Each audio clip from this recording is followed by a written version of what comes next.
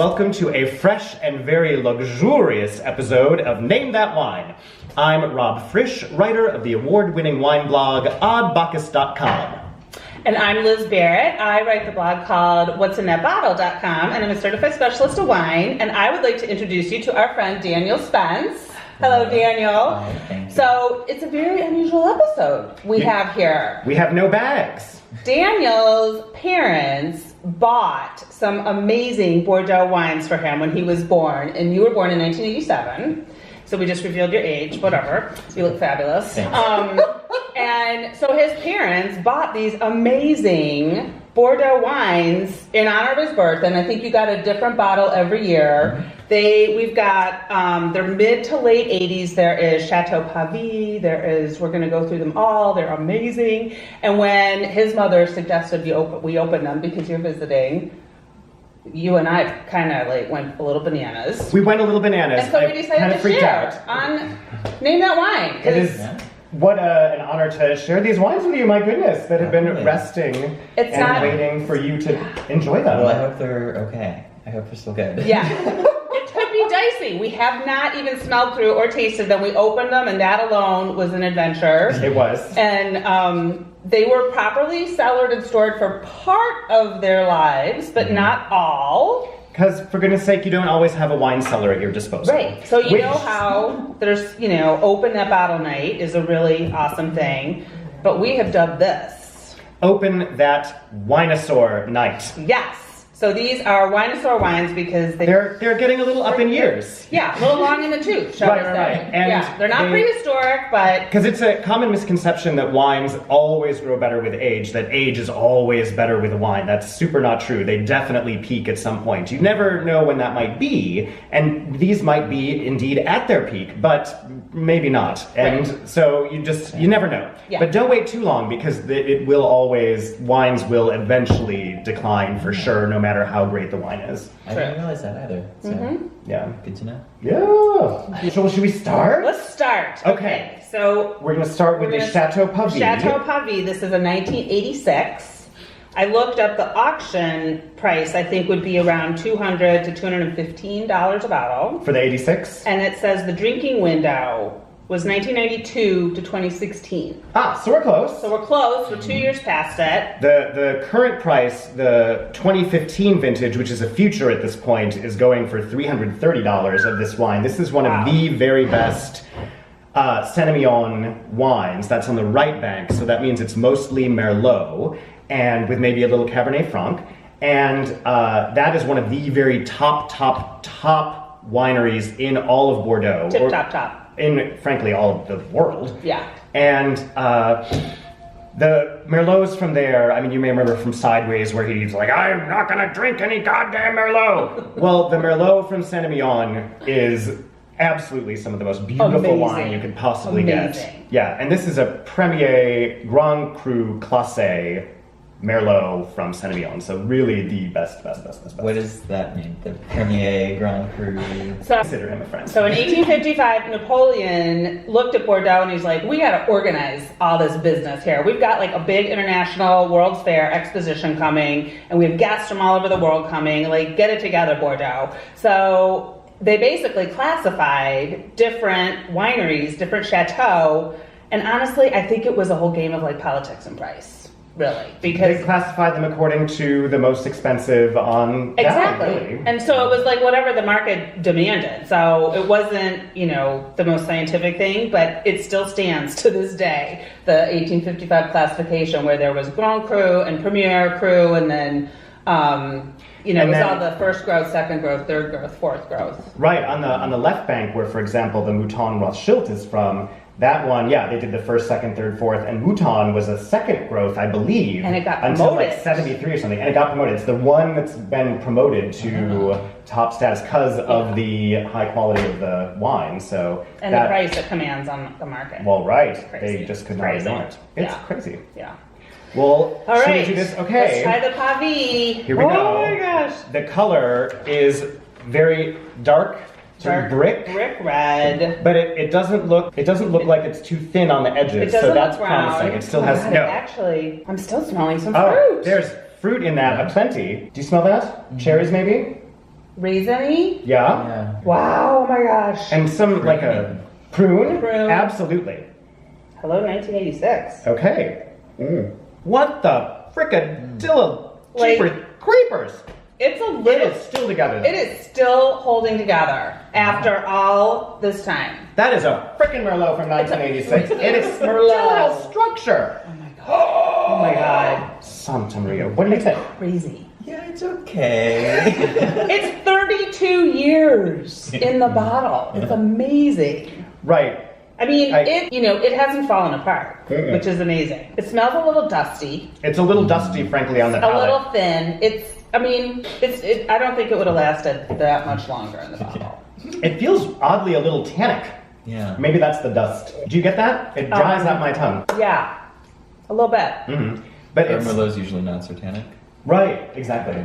Well, and the age would sort of The age would also mellow the tone that tannic, down. So both of those Yeah, things together. That's pretty amazing. It really is amazing. What a treat to try that. My God. Okay, what's next? Next we have the Chateau Beychevelle, Beychevelle. which I believe is a fourth growth, so first, second, third, fourth, and it's from the left bank, which means it's mostly Cabernet as opposed to Merlot. They don't ripen the Cabernet so well on the right. And I don't know if you can see, but the price tag of $29.99 is on this bottle of 1985 Chateau Beychevelle. Ah. And I think the auction price is about $110, is what I found on Seller Tracker. Nice. And the future for a 2016 Beychevelle is $71.50 is what I got. Wow. 2016 was a very good year. I could not find the drinking window on this, so here we go. See.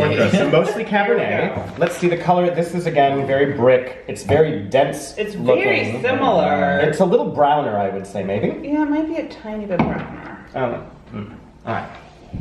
Oh. It's a little stanky. It's a little vinegary. Yeah. Woo! Mm-hmm. Okay. Oh boy.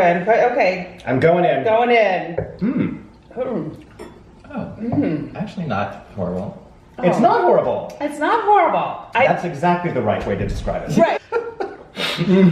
Not disgusting. Right? But better than it smells. It's I think the Pavie held up a little better. It did. Yeah. And there's only a year difference between the two. Right. But But the Pavie has more structure. This it's still sort of acidic, which is impressive. Yeah. The acids are still together. yeah. It's a little funky though. It's funky, and I'm getting like a little bit of Brett, but not a ridiculous amount. Like a little bit of that Band-Aidy. There's a Band-aiding. bacteria called Brettanomyces that can come from old barrels, and it smells like literally a fresh Band-Aid or a plastic inflatable pool toy. Gotcha. It's Maybe some rampant leather. throughout Bordeaux.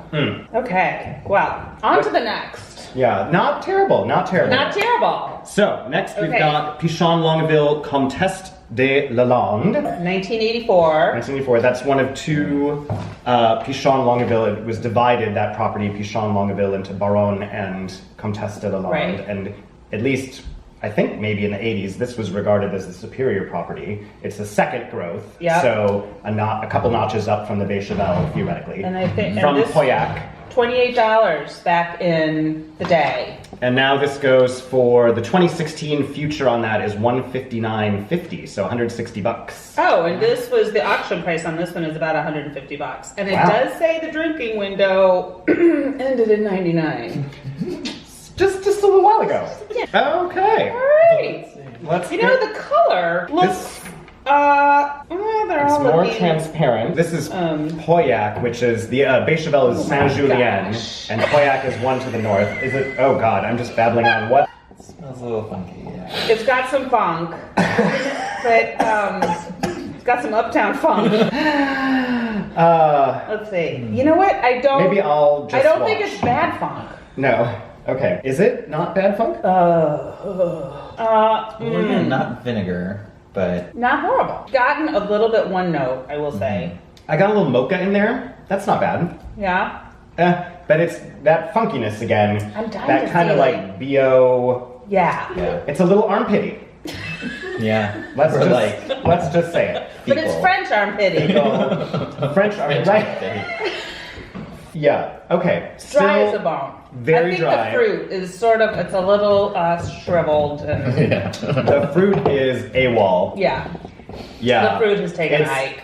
It is dead. DEAD Yeah. dead. Right, now for like the big daddy. You ready? Okay. Chateau Mouton Rothschild. Mm-hmm. Yeah. So first growth. 1988. Mhm.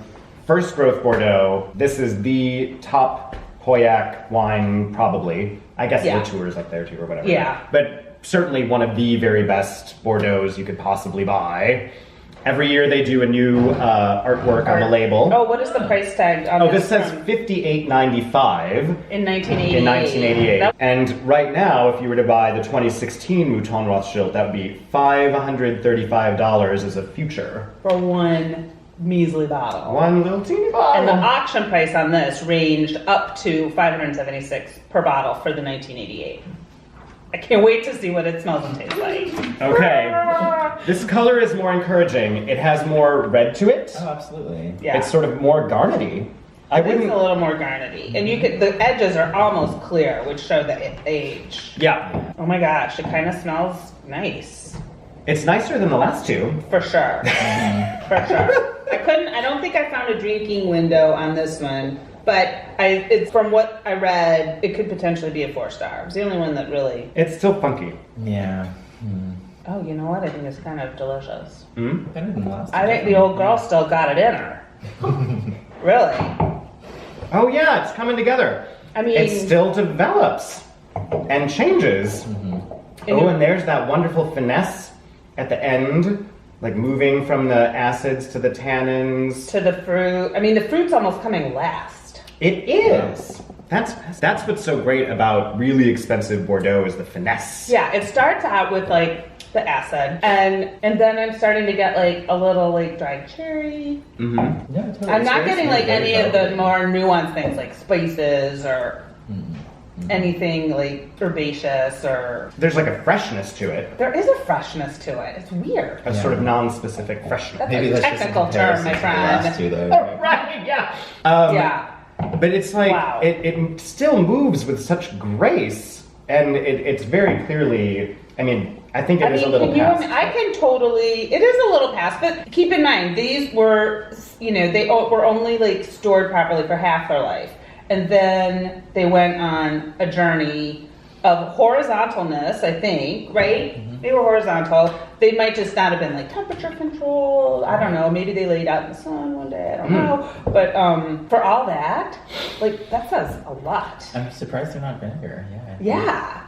Right, the fact that they're still in such good condition, especially the Pavie and the Mouton I Rothschild. can totally see eating like something rich, like some foie gras or some beef with this Rothschild. I think it will totally stand up. Absolutely, it To still flavor. has enough structure, Yeah. and there's still this focus to it, which is crazy because the Lalande, the Comtesse de Lalande and the Beychevelle didn't have the focus so much anymore. Right, right. But It this was a still little is like murky. it is still sharp as a. Like a pointy thing. Well, I think we need to toast Daniel I think so. for this amazing experience of 1980s Bordeaux. I'm happy I could share it with y'all and get some knowledge about it. This is So fantastic. thank you. My stars and stripes. What a treat! Happy Yay. open that Winosaur night. Happy open that Winosaur night.